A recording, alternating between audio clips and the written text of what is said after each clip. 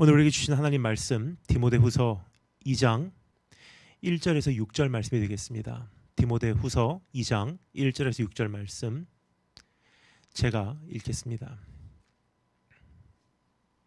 내 아들아, 그러므로 너는 그리스도 예수 안에 있는 은혜 가운데서 강하고 또 내가 많은 증인 앞에서 내게 들은 바를 충성된 사람들에게 부탁하라. 그들이 또 다른 사람들을 가르칠 수 있으리라. 너는 그리스도 예수의 좋은 병사로 나와 함께 고난을 받으라. 병사로 복무하는 자는 자기 생활에 얽매이는 자가 하나도 없나니 이는 병사로 모집한 자를 기쁘게 하려 함이라. 경기하는 자가 법대로 경기하지 아니하면 승리자의 관을 얻지 못할 것이며 수고하는 농부가 곡식을 먼저 받는 것이 마땅하니라. 하나님 말씀입니다. 아멘. 다 같이 기도하겠습니다. 주님, 세상은 온통 울긋불긋 물들어 갈 때 우리 삶에 다시 한번 겨울이라는 계절이 다가오고 있지는 않은지 돌아보게 하시고 메말라버리고 시들어버린 우리의 삶의 부분들이 있지 않은지 다시 한번 생각하게 도와주시기를 간절히 소망합니다. 그래서 오늘 다시 한번 우리가 오히려 힘을 얻고 우리의 주님과의 관계만큼은 봄을 맞이하고 여름을 맞이하여 열매 맺게 하시기를 간절히 소망합니다. 이제 끝이 다가오는 때를 우리가 어떻게 살아야 할지 고민하게 하시고 잘 마무리할 수 있도록 우리의 삶을 도와주시기를 원합니다. 예수 그리스도의 보혈을 의지합니다. 주 성령님 기름 부어주시기를 사모합니다. 예수님의 이름으로 기도합니다. 아멘. 우리는 몇 주 전부터 아름다운 마무리라는 주제로 디모데후서에 귀를 기울여보고 있습니다. 디모데후서는 사도 바울의 마지막 서신이라고 여러 성경 역사학자들이 추정합니다. 인생의 시간이 얼마 남지 않았다는 사실을 느끼게 되었을 때 여러분은 누구와 대화를 가장 나누고 싶으리라 생각하십니까? 또 그 사람에게 무슨 말을 전하고 싶으리라 생각하십니까? 사도 바울의 경우 디모데를 떠올리며 그에게 이와 같은 편지를 보내게 된 것입니다. 따라서 디모데 후서는 사도 바울의 신앙 고백과 가치 기준과 인생을 살아온 신념의 엑기스라고 할 수 있습니다. 우리는 디모데에게 보낸 이 서신을 통하여 우리의 남은 시간, 남은 한 해를 어떻게 마무리하여야 하는지 알 수 있습니다. 1장에서 우리는 아름다운 열매를 맺으라는 도전과 그것을 이루기 위한 권면을 받았습니다. 오늘은 2장 1절부터 1절부터 6절을 통하여 우리가 신앙의 경주를 끝까지 잘 달려내기 위하여 반드시 갖추어야 하는 한 가지 모습을 살펴보도록 하겠습니다. 여기서 주님은 우리에게 당부하고 계십니다. 끝까지 달려내기 위하여 은혜 가운데서 강하라. 그렇습니다. 이것이 우리가 반드시 갖추어야 하는 모습인 것입니다. 끝까지 달려내기 위하여 은혜 가운데서 강하라. 참고로 오늘 설교 제목은 은혜 가운데서 강하라가 되겠습니다. 자, 그럼 그리스도 예수 안에 있는 은혜 가운데서 강하다는 것은 무엇을 의미하는지, 그리고 그 강함으로 우리는 무엇을 하여야 하는지 다음과 같은 세 가지 부분으로 나누어 정리해 보도록 하겠습니다. 첫 번째, 그 은혜 안의 강함. 두 번째, 그 강함이 안겨주는 의무. 그리고 세 번째, 의무. 그 다음에 세 번째, 그 강함이 요구하는 자세입니다. 그럼 첫 번째, 그 은혜 안의 강함. 1절 말씀 읽겠습니다. 내 아들아, 그러므로 너는 그리스도 예수 안에 있는 은혜 가운데서 강하라. 은혜 가운데 강하고 라고 기록되어 있습니다. 세상 살아가는 방법은 크게 나누어 두 가지라고 할 수 있습니다. 첫째는 자신의 노력과 수고와 능력으로 살아가는 것이고, 둘째는 그리스도 예수 안에 있는 은혜로 살아가는 것입니다. 이 차이가 바로 세상과 성도를 구분하는 거대한 갭이라고 할 수 있을 것입니다. 여러분께서는 지금까지 어떻게 살아오셨다고 할 수 있습니까? 사람의 노력과 수고와 능력에는 한계가 있습니다. 따라서 어느 시점에는 반드시 고갈되게 되어 있는 것입니다. 반대로 그리스도 예수 안에 있는 은혜는 무한한 자원입니다. 그러므로 그 은혜의 뿌리를 내린 삶에는 어떠한 한계가 존재할 수 없는 것입니다. 그 은혜야말로 우리를 끝까지 달려내게 하는 능력의 원천입니다. 우리는 다가오는 내일에 대한 걱정과 염려와 불안감이 있습니다. 사업은 어떻게 될 것인가? 건강은 어떻게 될 것인가? 직장은 어떻게 될 것인가? 학업은 어떻게 될 것인가? 진로는 어떻게 될 것인가? 다가오는 환난을 능히 감당할 수 있을 것인가? 다가오는 이별과 죽음과 슬픔을 능히 감당할 수 있을 것인가? 등등 참 여러 가지를 가지고 우리는 깊은 고민에 빠집니다. 여러분, 다시금 마음에 우리가 되새기기를 원합니다. 지금까지 인도하신 분도 주님이시오. 이제도 인도하실 분은 여전히 주님이시라. 지금까지 견디게 하신 분도 주님이시오. 이제도 견뎌내게 하실 분은 주님이시라. 원종수 권사님이 이전에 작사하신 찬양 가사가 떠오릅니다. 감사뿐입니다. 감사뿐입니다. 되돌아보면 모든 게 감사뿐입니다. 고난 속에서도 주를 의지할 수 있도록 함께 하신 주님께 감사뿐입니다. 시간이 흘러서 주님의 뜻을 봅니다. 모든 것이 다 주의 은혜였음을. 감사뿐입니다. 감사뿐입니다. 어떠한 상황도 감사뿐입니다. 주신 것도 감사, 취하심도 감사. 항상 감사해. 늘 감사합니다. 감사뿐입니다. 이것이 우리 삶 속에서 정말 고백이 된다면요, 내일에 대한 확신을 우리는 소유할 수밖에 없습니다. 지내온 날들 주님께서 신실하게 나의 길을 인도하셨다면 신실한 주님이 변하지 않는 한 내일도 보장된 것과 같기 때문입니다. 주님은 우리를 그 은혜로 지탱해 주시고 붙들어 주시고 강하게 하십니다. 강해져서 견디게 하십니다. 강해져서 이기게 하시는 것입니다. 강해져서 달리게 하시는 것입니다. 강해져서 온전히 살아가게 하시는 것입니다. 여러분, 우리는 주님의 은혜 안에서 강해져야 합니다. 현재 수많은 교회와 성도는 약해져 있습니다. 아마도 그 은혜를 만끽하고 경험하고 체험하고 누리지 못하기 때문에가 아닌가 생각이 돼요. 노력과 수고와 열심과 자기 어떤 의로 달려갔다는 증거가 바로 이 약함에서 드러나지 않나 생각이 됩니다. 죄 앞에 약해져 있고 세상 앞에 약해져 있고 현실 앞에 약해져 있고 감정 앞에 약해져 있습니다. 그래서 얼핏 보기에는요, 정말 나는 나를 믿어 하면서 강하게 살아가는 사람들 보면은 야, 저 사람 정말 큰일 하겠구나 생각을 해요. 근데 성경이 우리에게 제시해주고 있는 현실은 무엇이냐? 다 한계가 있다는 거예요. 자기의 능력에도 한계가 있고 견딤에도 한계가 있고 참음에도 한계가 있고 인내에도 한계가 있고 문제 수습하는 능력에도 한계가 있고 시대가 바뀔 때마다 그것을 잘 흡수하고 거기에 내 삶을 맞춰가는 그런 적응 능력에도 한계가 있다는 거예요. 그런데 조금 전에 말씀드렸듯이 주의 은혜 안에서 산 사람들은요, 시대가 바뀌어도 그 시대에 맞게 여전히 메마르지 않는 하나님의 인자하심 변하지 않는 한 하나님께서는 새로운 능력을 주세요.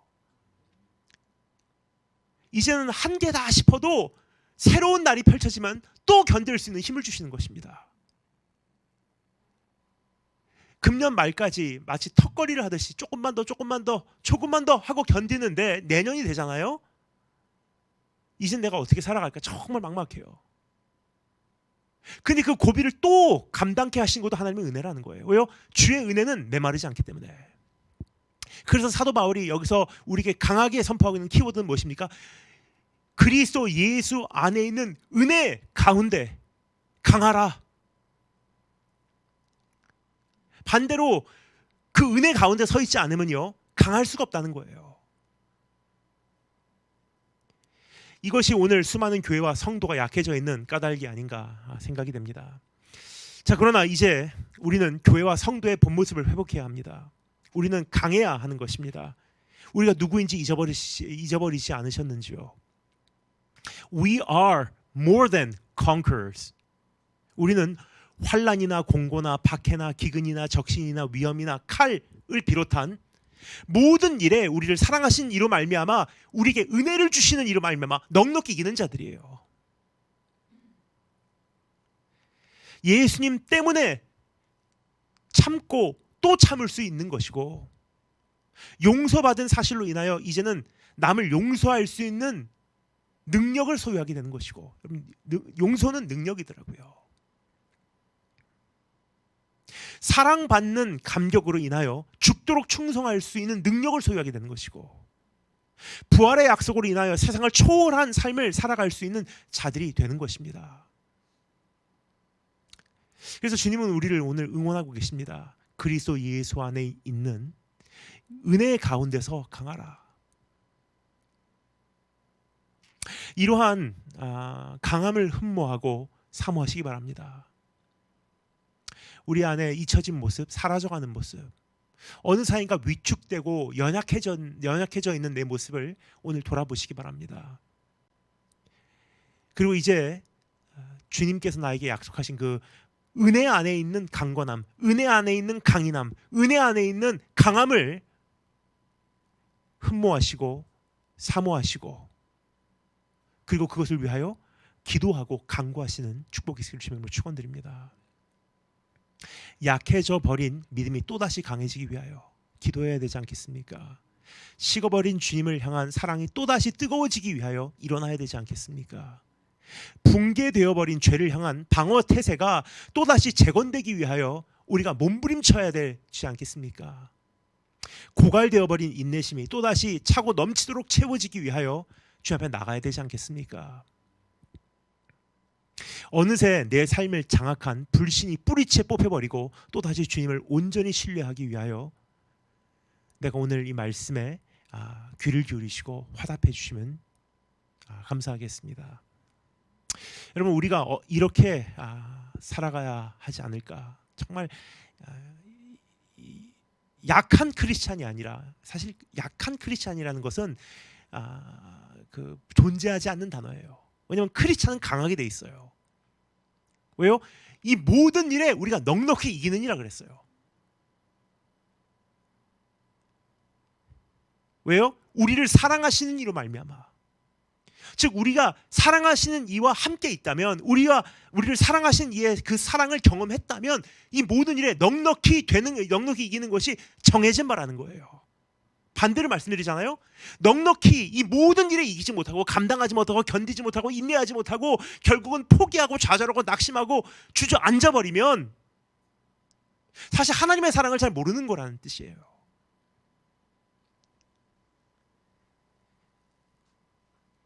주님의 사랑은 나를 강하게 하고 담대케 하고 이기게 하고 내 자신을 초월하게 하고 시대를 초월하게 하고 세상을 초월하게 하는 것입니다.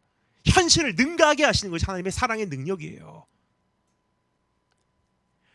우리가 이러한 모습을 가지고 달려가야 되지 않겠습니까? 이러한 모습을 가지고 이 한 해를, 우리의 인생을 잘 장식하고 끝내야 되지 않겠습니까? 우리가 이러한 모습으로 우리가 회복되기를 주님의 이름으로 축원드립니다.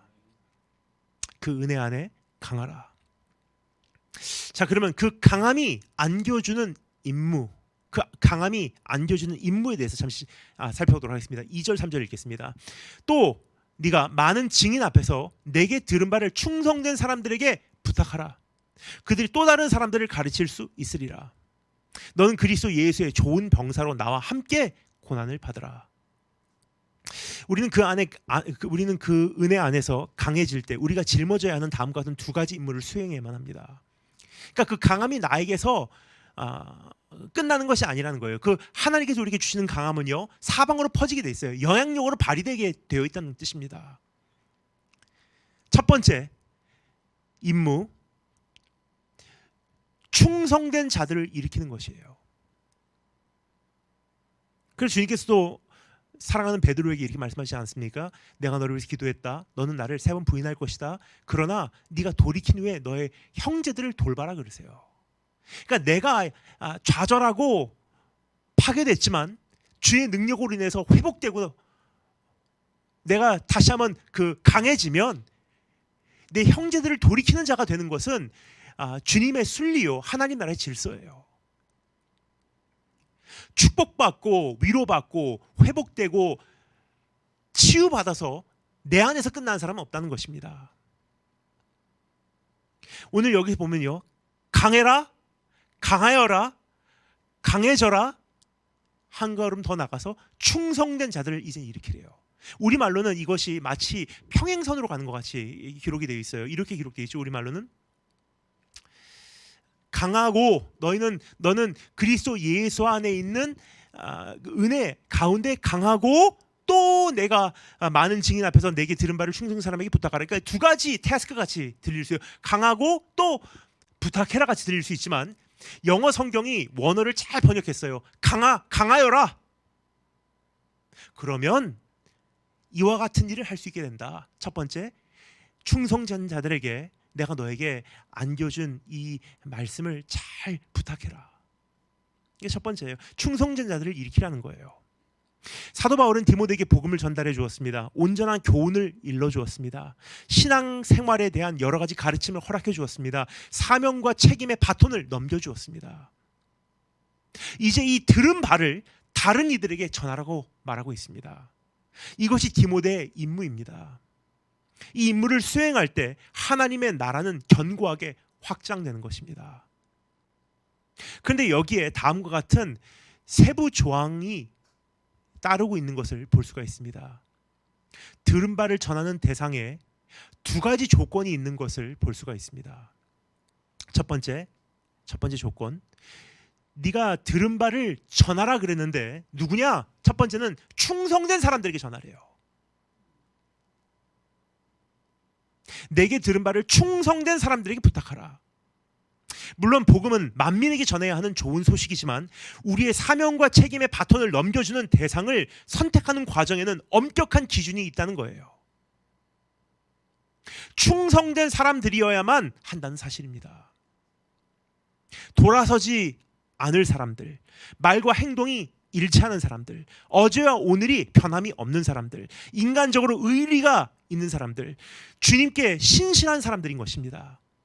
이들은 기회주의자가 아닙니다. 상황이 좋을 때만 함께하는 자가 아닙니다.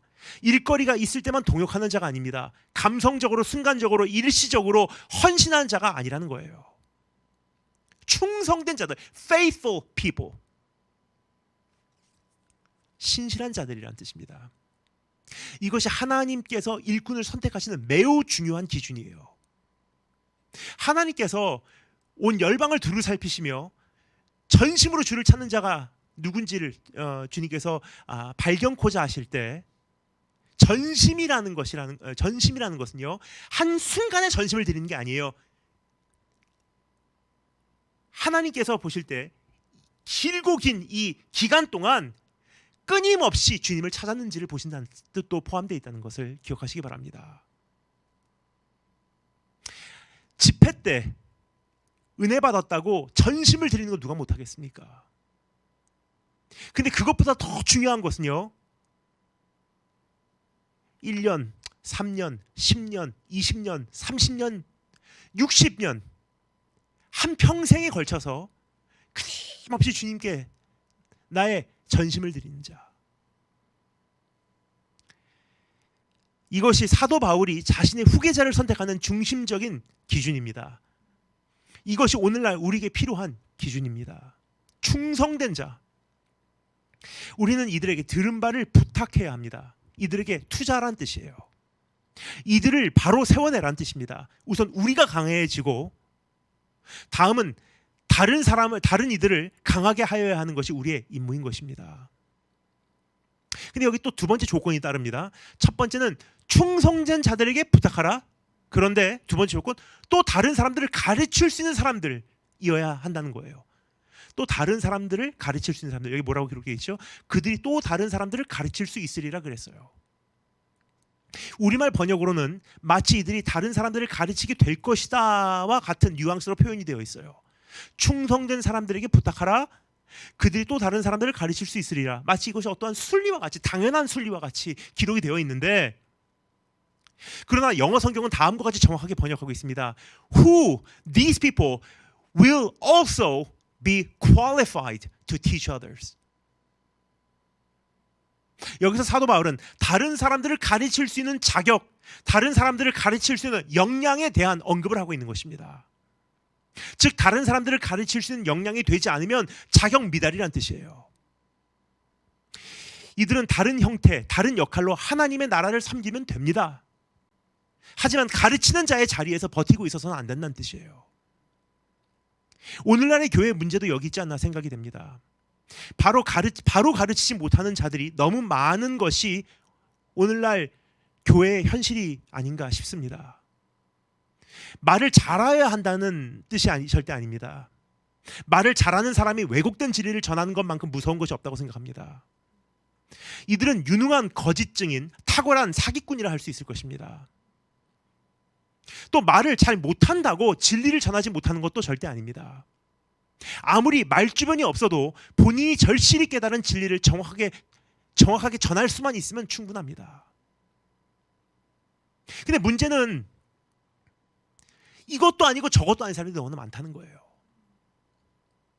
이제 우리는 faithful, 충성되고 and teachable, 가르치는 역량이 되는 사람들을 이렇게 세워야 하는 임무를 수행함으로 하나님의 나라를 확장하기를 간절히 소망합니다. 이런 사람들이 일어나기를 정말 간절히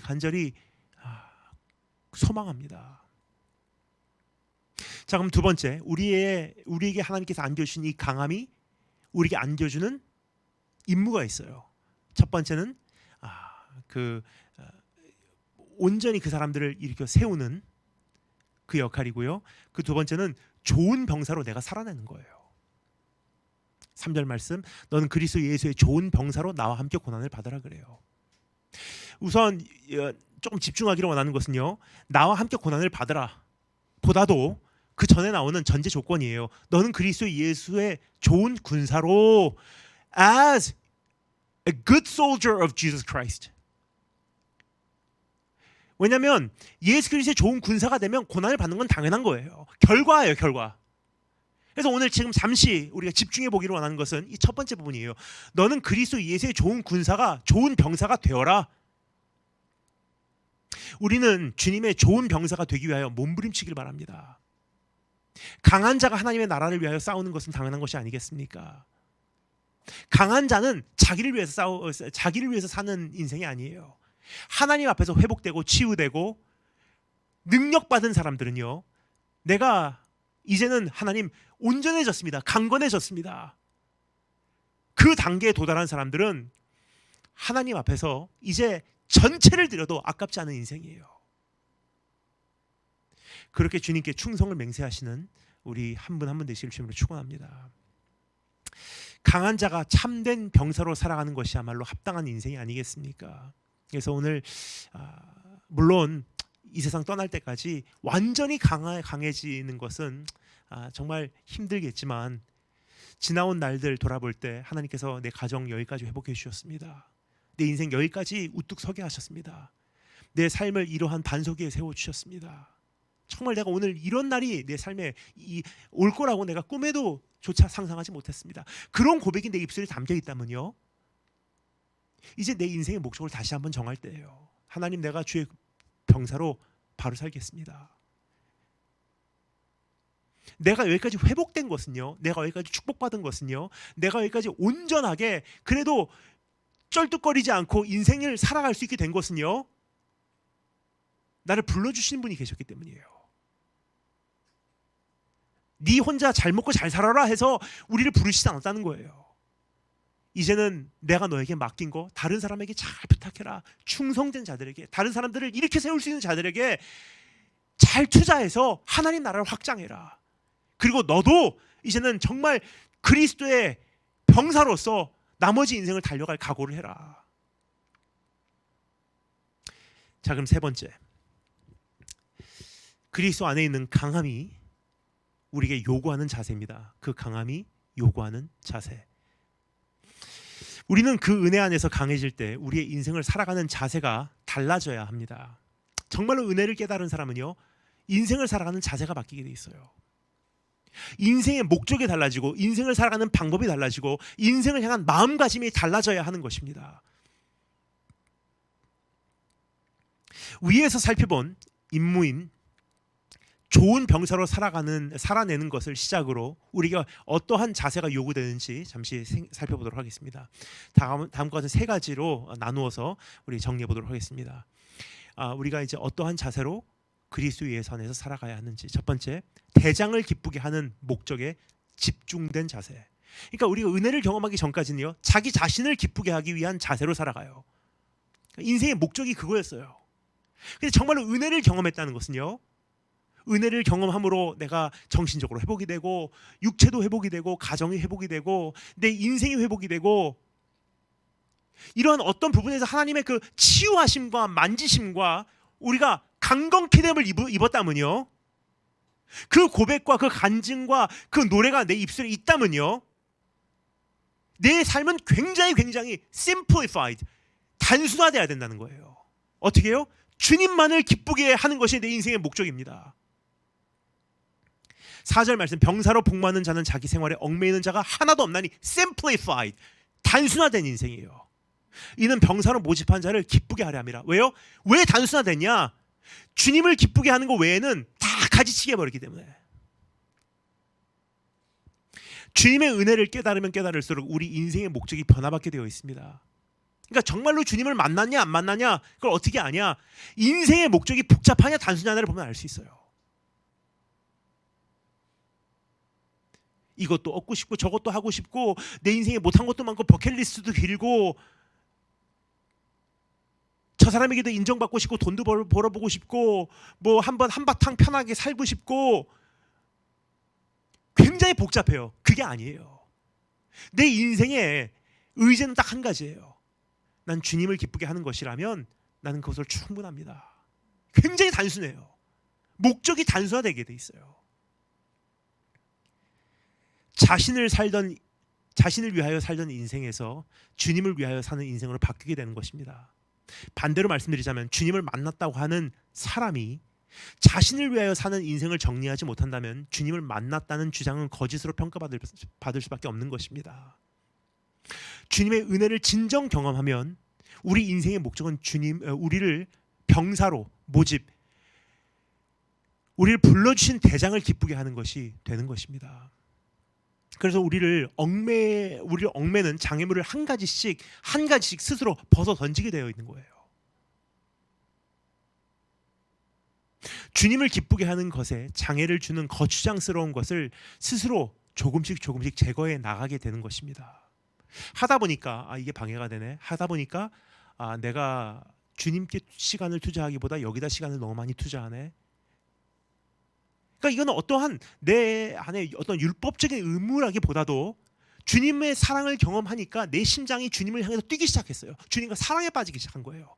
내가 죄인 되었을 때 나를 거기까지 사랑해 주신 주님이라면 너무 감사합니다. 내가 주님을 정말 좋아하기 시작했어요, 하나님. 그럼 주님을 어떻게 내가 더 섬길 수 있을까? 어떻게 하면 주님을 더 알 수 있을까? 어떻게 하면 주님을 더 소유할 수 있을까? 고민에 빠지게 돼 있는 거예요. 그렇게 하다 보니까 이것도 거추장스럽고 저것도 방해가 되고 그래서 가지치게 하는 거지.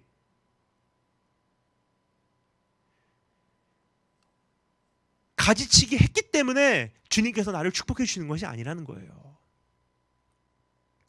이러한 과정 가운데 이젠 희생도 겪게 되는 거예요. 왜요? 아무리 사랑하는 사람이라고 해도요, 주님과의 관계를 생각할 때 장애물이 될 수 있어요. 아무리 나에게 정말 소중한 거라고 해도요, 주님을 섬기는 것에 나에게는 장애물이 될 수 있어요. 그래서 뼈를 도려내는 아픔을 감수하고 주님을 선택하는 거예요. 왜요? 그 무엇보다도 고상하게 여기는 나에게 소중한 주님이시기 때문에. 근데 이것을 삼자 입장에서 보면 큰 희생을 치렀네. 조금 더 냉정하게 이해하면 이 사람 고난을 받고 있네. 이런 얘기가 나올 수밖에 없는 거예요. 그래서 고난을 받는 거예요. 근데 실제로 본인은 내가 주님을 위해서 이렇게 큰 희생을 치루었습니다. 아마 고백하지 않을 거예요. 왜 그렇습니까? 정신이 이상한 사람 아니고서는요. 자기가 정말 사랑하는 사람을 위해서 내가 대가를 치른 것을 가지고 자기 의를 삼지는 않거든요. 내가 너를 위해서 이러한 희생을 치렀어. 그 사실은 큰 희생을 치르지 않은 거예요. 자기 의가 있기 때문에. 그래서 정말로 주님을 사랑하는 사람, 그 의를 다 내려놓은 사람들은요, 아무리 큰 희생을 치러도 주님 때문에 어떠한 고난을 받아도요, 결국 하루를 마무리하며 인생을 마무리하며 이러한 고백이 나올 수밖에 없는 것입니다. 나는 무익한 종입니다.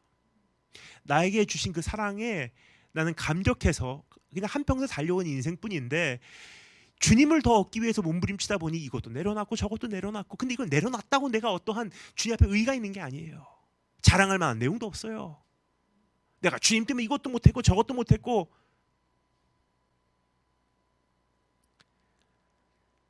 그냥 주님과 함께 했던 이 순간순간이 한평생 돌아보니 난 너무 행복했습니다. 그게 사실 참된 사랑의 고백 아니겠습니까?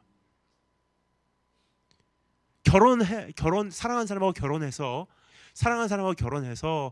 내 총각 시절 내가 마음껏 여행도 못 해보고 데이트도 못 해보고 내가 한번 세상 사람들 노는 것 같이 놀아보지도 못하고 내가 너를 위해서 여기까지 내가 희생했다. 그건 정신 이상한 사람이에요. 사실 마음으로부터 사랑하지 않는 뜻이에요. 근데 진짜 사랑하는 사람들은요, 이 사람을 얻기 위해서 이 사람과 조금이라도 더 하고 싶어서 이 사람의 마음에 맞춰가기 위해서 이 사람을 정말 잘 섬기기 위해서 어떻게 합니까? 이것도 내려놓고 저것도 내려놨는데 어느 날 돌아보니 무슨 고백이 나와요? 당신과 함께했던 이 시간들이 나에게 너무너무 소중합니다. 그 고백이 남게 돼 있는 거예요. 오늘 그러한 참된 주의 병사로 우리가 세워지기를 주님으로 축원드립니다. 두 번째 마음가짐, 법대로 경기하여 면류관을 얻는 자세가 우리에게 필요합니다. 법대로 경기하여 면류관을 얻는 자세. 5절 말씀, 경기하는 자가 법대로 경기하지 아니하면 승리자의 관을 얻지 못할 것이며. 그러니까 첫 번째는 좋은 군사로 서는 것이고요. 두 번째는 법대로 경기하여 면류관을 얻는 것입니다. 그러니까 대장을 기쁘게 하는 것에 온전히 집중된 헌신된 삶. 그렇지만 내 삶에 정확한 어떠한 그 질서가 있고요. 어떤 나를 다스리는 체계가 존재한다는 것을 여기서 사도 바울은 이야기하고 있는 것입니다. 은혜를 경험한 사람은 인생의 목적만 달라지는 것이 아니라 살아가는 방법도 달라지게 되어 있습니다. 자신이 살아온 방식이 아니라 경기의 설립자여 주관자여 관리자이신 주님의 방식으로 승부하는 법을 배우는 거예요. 수단과 방법을 가리지 않는 인생이 아니라 주님의 수단과 방법을 준수하는 것에 승부를 거는 인생이 되는 것입니다. 어떠한 비전을 향하여 막 나가는 성도가 아니라 주님 앞에서 신중한 성도로 살아가게 되는 것입니다.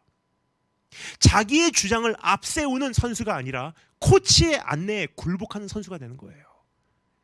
그런 사람들이 허락되는 것이 무엇입니까? 그런 사람들에게만 승리의 면류관을 주신대요. 그러니까 크리스찬이 성숙해지면 성숙해질수록 자유롭지만 굉장히 절제되어 있어요. 오늘 주님 안에서 내가 정말 막 살아오진 않았는지, 막 달려가진 않았는지, 사랑한다는 이유로, 주님 섬긴다는 이유로, 선한 의도를 가지고 한다는 이유로 아무리 좋은 이유가 있다고 해도요, 해야 될 것, 하지 말아야 되는 것, 넘지 말아야 되는 선들이 존재한다는 것을 인식해야 되는 것이 크리스찬의 본분이에요. 세상 방법이 아니라 경기하는 방법이 존재한다는 거예요. 나라를 바꾸는 것도 똑같아요. 성질대로라면 내가 이렇게 해서 나라를 바꿔보겠다, 아니에요. 크리스찬으로서 경기하는 방법이 존재한다는 거예요. 그것을 준수한 자라야만이 하나님 앞에서 정말 잘했다는 칭찬받을 수 있는 거예요. 선교도 그렇게 해야 되고요, 사역도 그렇게 해야 되고요, 신앙생활도 그렇게 해야 하고, 가정에서도 자녀를 그렇게 키워야 하고요, 우리가 주님 앞에서 한 사람의 성도로서 그렇게 살기 위해서 몸부림쳐야 한다고 성경은 이야기하고 있는 것입니다. 마지막 세 번째. 첫 번째는 뭐였죠? 어떠한 마음가짐으로 살아야 된다고요? 정말 목적이 바뀐 대장만을 기쁘게 하는 자세고요. 두 번째는 법대로 경주하는 자세고요. 그리고 세 번째는 모든 상황에 꾸준히 수고하는 자세예요. 모든 상황에 꾸준히 수고하는 자세. 6절 말씀 읽겠습니다. 수고하는 농부가 곡식을 먼저 받는 것이 마땅하니라. 은혜를 경험한 사람은 인생을 살아가는 마음가짐이 달라지게 되어 있습니다. 여기서 사도 바울은 농부를 비유로 소환하고 있죠. 수고하는 농부가 그 소산, 그 열매를 먼저 받는 것이 마땅하대요. 이치에 맞다는 뜻이에요. 그게 전쟁터로 파병되는 병사와 관중들의 시선을 압도하는 선수와는 달리 농부의 삶은 화려하지 않을 수 있습니다. 그렇게 엑사이팅한 게 별로 없어요. 다들 잘 때 고요할 때 혼자 밭에 나가야 하고요.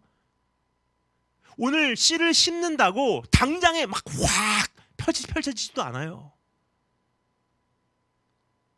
관중들이 아우성을 지르며 나를 응원하는 소리도 안 들리고요. 내가 오늘 정말로 수고하고 땀 흘렸다고 수많은 사람들이 나를 애워싸고 나를 위해서 막 소리를 지르며 응원하는 그런 소리도 안 들리게 돼 있어요.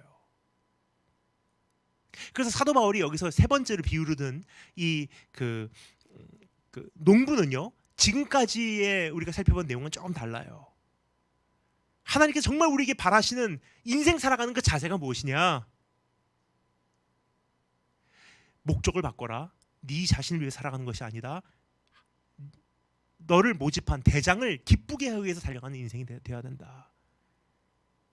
그리고 이제는 해야 될 것과 하지 말아야 될 것, 싸워야 하는 방식이 존재한다. 그 안에서 네가 굴복하고 하나님의 방법대로 세상을 바꿔라. 근데 여기서 한 가지 더 권면을 하세요. 어떠한 자세요? 농부의 삶은 화려하지 않다. 그러나 농부는 좋은 날씨에도 굳은 날씨에도 변함없이 수고를 한다. 이들은 단번에 어떠한 성과를 이루고자 하지 않는다. 큰 것을 한탕 터뜨려서 이익을 보려고 하지 않는다. 농부는 꾸준하다. 언젠가 열매가 맺혀질 것을 기대하는 마음으로 꾸준히 수고를 한 것뿐이다. 바로 그 모습을 소유하는 것이 정말로 주님 안에서 강해진 자들이 소유해야 되는 자세다.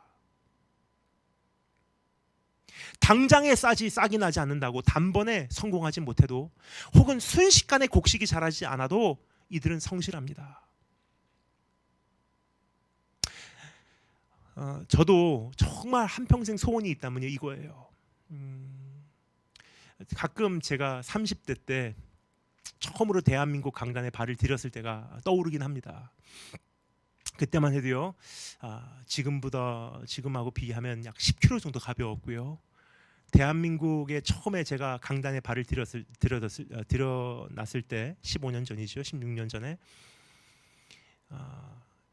어느 집회에 가니까 이렇게 저를 소개해 주시더라고요.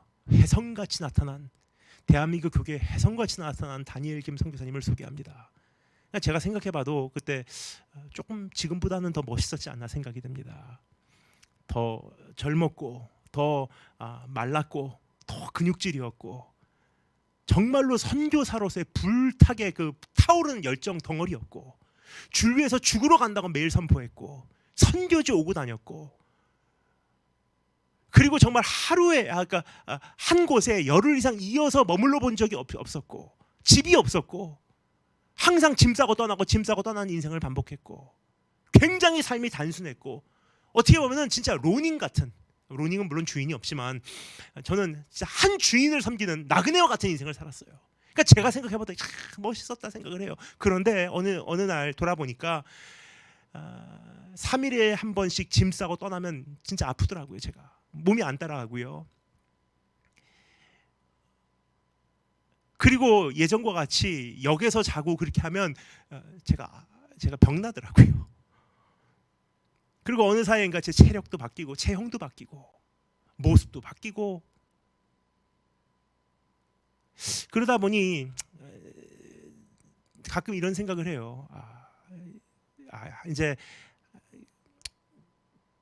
그 어떠한 확 차고 올라가는 이 정성기가 꺾였나? 그런데 저 하나님 앞에서 저는 정말 오늘도 기도하는 것이 한 가지 있습니다. 제 평생 소원은요, 그냥 확 불타올랐다가 끝나는 사역이 아니에요. 그냥 한평생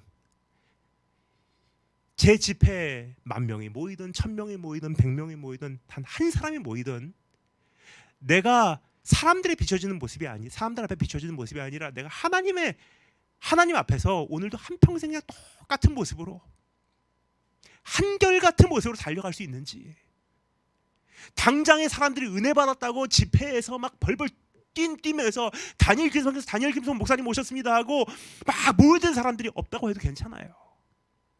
사실 설교자로서 정말 답답할 때가 있습니다. 내가 은사를 사용해서 수많은 사람들이 막 그 어떠한 체험을 신비로운 체험을 하면요, 야 정말 많은 사람들이 모여들겠구나. 근데 말씀 전하는 종은 참 때로는 외로운 것 같아요. 왜냐면 혼자서 정말 열심히 몇 시간도 고독함과의 싸움을 하거든요. 아무도 안 만나고 그냥 골방에서 주님 말씀 연구하고 어떻게 하면 이 진리를 바로 전할까를 정말 가지고 고민하고 씨름하거든요. 그리고 정말 이 말씀을 진가를 알고서 들어준 사람들이 몇 명이나 될까? 번쩍하는 그러한 이적과 기적이 있는 데는 사람들이 많이 좋아해요. 근데 정말 가르침이 있고요, 두터운 가르침이 있고 깊은 하나님의 마음을 호소하는 집회는 사람들이 별로 모이질 않더라고요.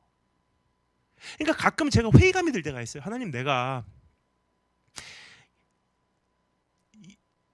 이렇게까지 했는데 열매가 있습니까?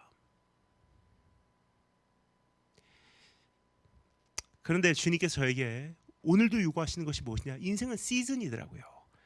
이런 때도 있으면 저런 때도 있고, 확 펼쳐질 때도 있으면 사그라질 때도 있고, 하나님께서 달려가는 방법을 가르쳐 주실 때가 있으면 때로는 그냥 잠잠히 묵묵히 그냥 한결같이 수년간 하나님 앞에서 그냥 내 자신이 하나님 앞에서 난 요동치 않습니다, 이럴 때나 저럴 때나 주님을 묵묵히 섬기겠습니다 하는 이것을 주님 앞에 증명해야 되는 계절도 있는 거예요.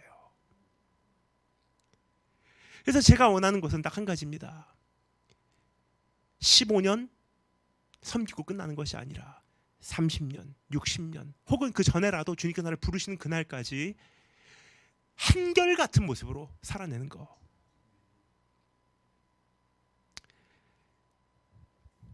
이것은 그리스도 예수 안에 있는 은혜 가운데 놓여진 사람만이 갖출 수 있는 자세예요. 왜요?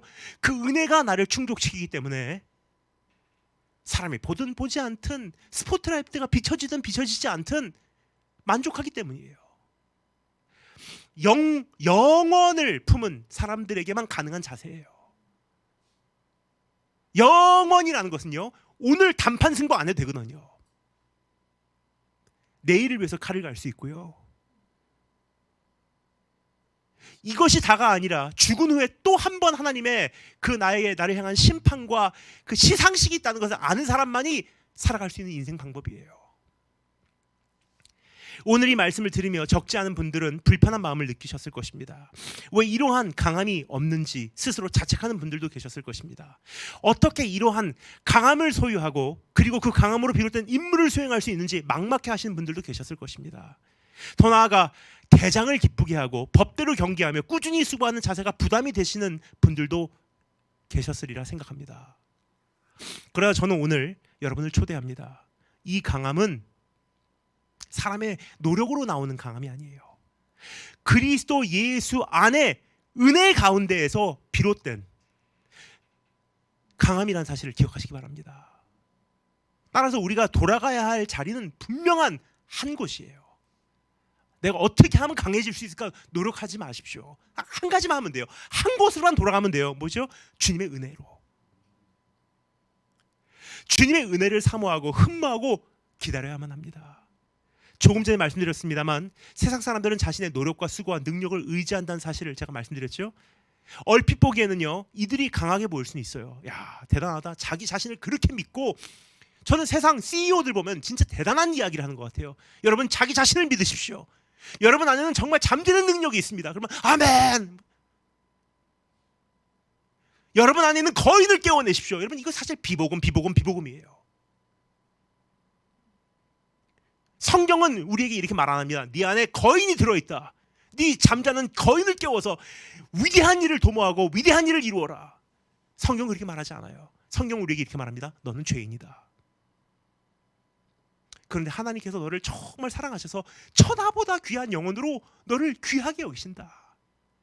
그 사랑을 조금 깨달은 사람들이 주님과 함께 위대한 일을 하는 거지. 내게 능력 주시는 자 안에서 내가 능치 못할 일이 없어지는 거지. 내 안에 무슨 잠재되어 있는 능력이 있어서 하는 것은 그건 비복음이고 뉴에이지입니다. 그래서 여러분 자기의 노력과 수고와 능력을 의지하는 것이 참 얼핏 보기에는 강하게 보일 수 있어요. 그러나 참된 덕목은 자기 자신을 의지하는 본능에 굴복하는 것이 아니라 자기를 부인하고 하나님께 굴복하는 겸손이 사실은 진짜 칭찬받아서 마땅한 모습이 아닌가 생각이 듭니다. 왜요? 이것이야말로 인간의 본능을 역류하는 쉽지 않은 행위이기 때문이에요. 만약 우리가 이렇게 주님께 나온다면 제 자신을 부인하고 하나님 내가 아무것도 못합니다. 주님께 오늘 내가 굴복하고 나옵니다 하고 정말로 주님 앞에 이러한 모습으로 우리가 나와서 주님 붙든다면 옷자락이라도 우리가 꼭 붙들고 있다면 주님은 우리에게 은혜를 깨닫게 하실 거예요. 그리고 우리는 참된 강함을 소유하게 될 것이고 그 강함으로 우리는 주님을 섬기게 될 것입니다. 다 같이 기도하겠습니다. 주님,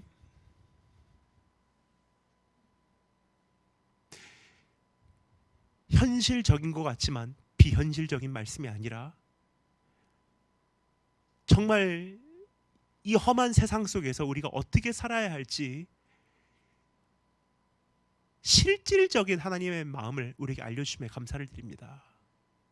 이제 얼마 남지 않은 시간, 한 해가 저물어가고 우리 인생도 저물어가는 이 시점에 우리가 주님 은혜 안에서 강해지게 하시고 강해짐으로 하나님 나라를 확장할 수 있는 일에 동참케 우리의 발걸음을 재촉해 주기를 간절히 소망합니다. 예수님 이름으로 기도드립니다.